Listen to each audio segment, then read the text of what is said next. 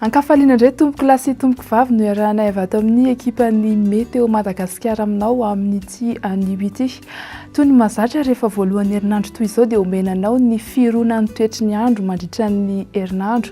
Raha ho an'ity herinandro ity ary dia isy ny oram-baratra ny amin'ny ilan'ny andrefan'ny nosy manontolo iny, fa ny amin'ny faran'ny herinandro kosa vao hitranga izay oram-baratra izay ho an'ny ilany atsimon'ny nosy.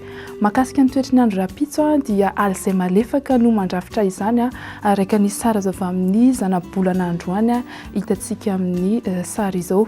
Araka izany dia anorana malefaka ny any amin'ny faritry Sava iny, izy kosa ny orana tandrifondrahona any amin'ny faritry Boeny sy Melaky.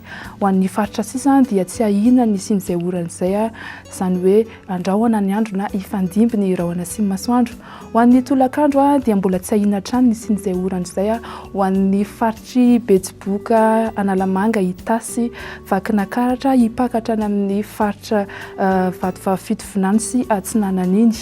Ny any amin'ny faritra sisa dia isy hatrany ny oram-baratra araka izao hitantsika amin'ny sary izao ary ho arahana vandra sy tafiotra izany ho an'ny ilan'ny atsimon'ny nosy.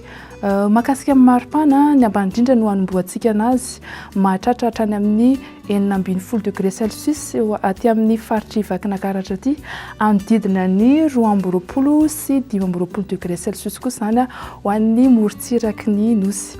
Mahakasika ny ambony indrindra ary dia tafakatra hatrany amin'ny 13 degré Celsius ary anodidina ny 17 sy 13 izany ho an'ny faritry ny afovoantany. Raha ho an'ny toetry ny andro ho an'ireo tanan-dehibe ivelan'ny Madagasikara dia isy ny rahona malefaka any Johannesburg, andrahona ny andro any Bangkok ary ifandimby ny rahona sy masoandro any Milan, ibalika kosa inga be masoandro any Nairobi sy Paris. Ho an'ireo nosy ivelan'ny Madagasikara kosa indray dia isy ny oram-baratra any Seychelles, ibalika kosa inga be masoandro any Maurice, Comore ary La Réunion.